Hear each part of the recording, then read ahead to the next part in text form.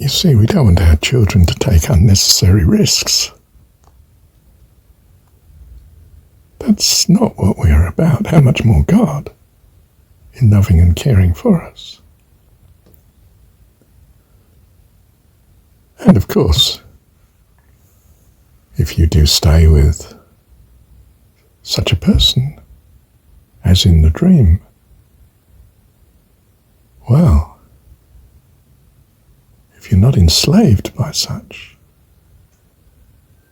then what will happen is they will either come full on, for real, or they'll back away if they still long to take you their way. And they will desert you. Quite honestly, because you're too godly. They may hate you without a cause, of course. And you may need to turn to God to rescue you, of course. But that's all right. Perhaps you needed to learn that lesson.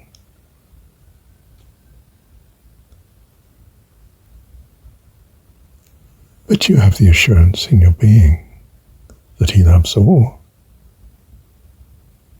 and that all will come to Him. But it's not necessarily you that's going to be involved in that agency to do so. Might be. Could be. But beware of taking on quite unnecessarily that which you don't need to do.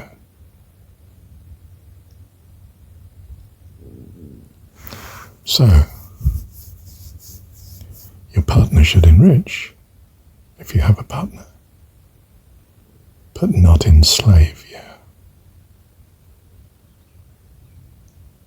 Got it?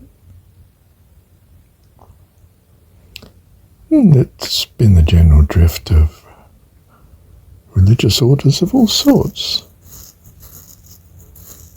that the really earnest tend to avoid marriage.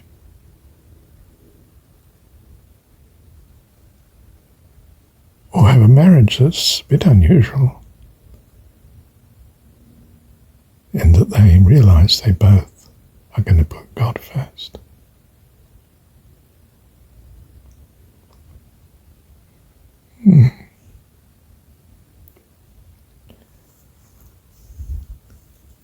I think my first wife and I had this in mind. It's just that I think what we would say, she suffered from clinical depression, but I'm not sure spiritually what that really means. I'm just not sure. And in the end she went. And I was sore distressed, I can tell you.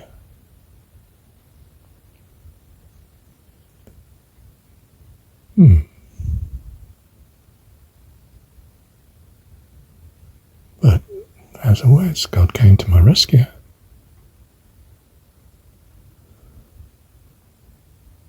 Fell in love with someone who fell in love with me before I knew I was in love with her. Wow. And that lasted another 18 years.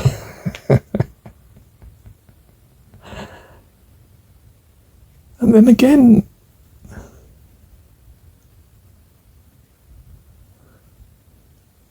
I don't know, it's a chain of things, but she put God aside, religion, whatever, aside, spirituality, and went.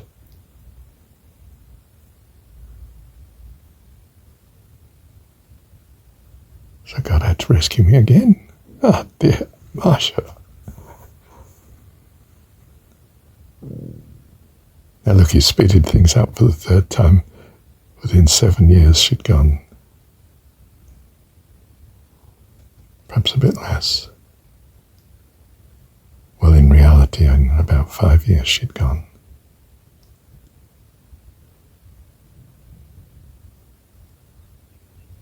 Do I need to bail you out again, Marsha? Not if I can, I was going to say, fill this gap with you,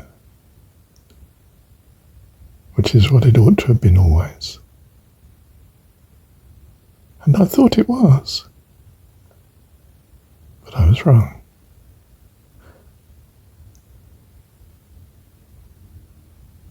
So I take it now that I don't need a partner. Which is a good job, because I'm hardly very saleable as a partner. I mean, 78, it's getting on a little, isn't it? I suppose if I were incredibly wealthy, I would still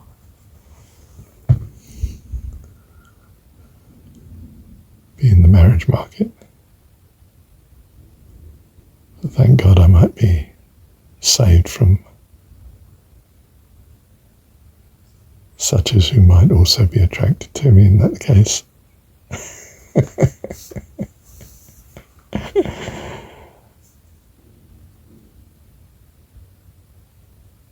You see, it has to be the case, doesn't it?